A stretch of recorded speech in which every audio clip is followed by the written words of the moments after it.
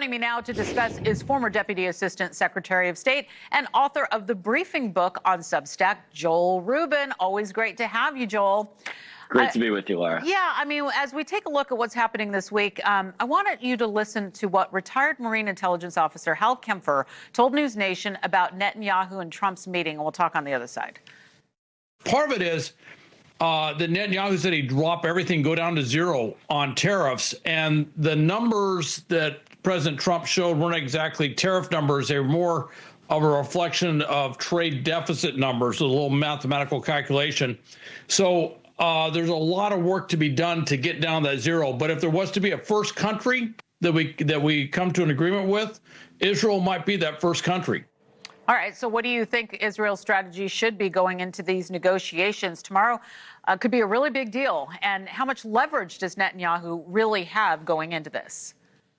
Yeah, this is going to be a big test case for the kind of negotiations that President Trump wants to conduct on these tariffs, because Israel, as discussed, is a very close ally of the United States, and the prime minister and the president have a strong working relationship.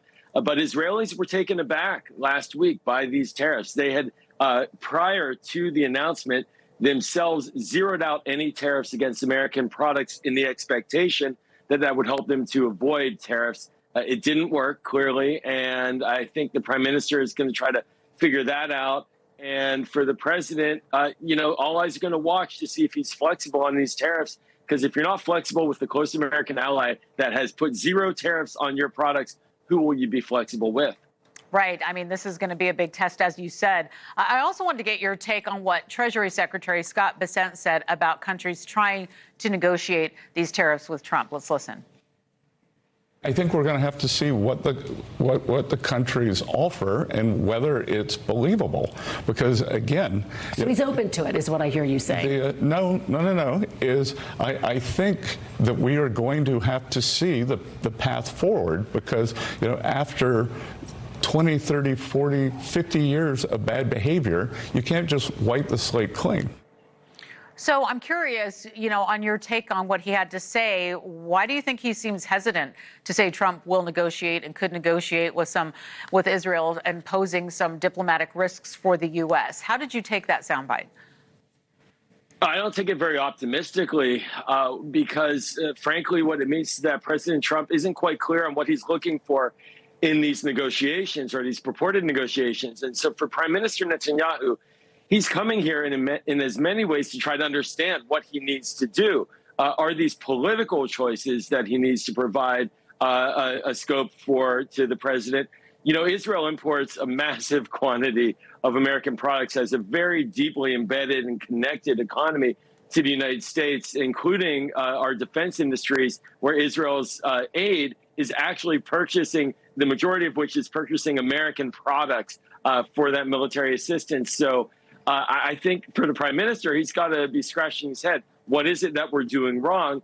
And I think for the Treasury Secretary, he's implying there that he isn't quite sure how the president wants to negotiate these and what data he's going to use to measure whether or not there should be a pullback on tariffs to certain countries. And that's very concerning.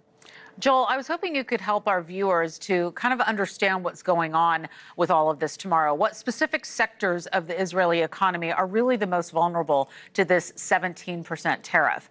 And as we take a look at that, we want to look at how might that play into negotiations, because they're going into a room. I mean, I wish there was going to be a camera. Maybe there will be at the end. But how's this going to work out? Well, Israel has a robust economy. It has a tremendous amount of technology trade in the tech sector.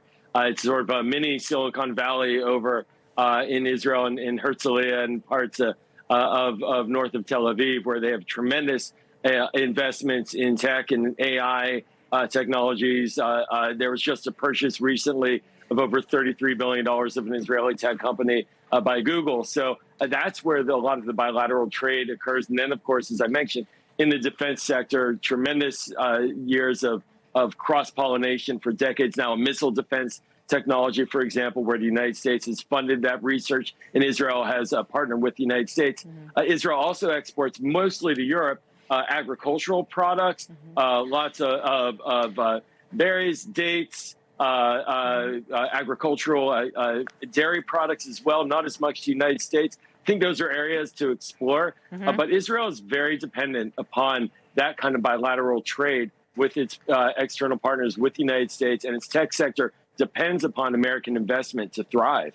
All right. Well, we're going to have you back to talk about this because we want to get your take on what happens tomorrow. Former Deputy Assistant Secretary of State Joel Rubin, thank you very much for joining us. And swaths of the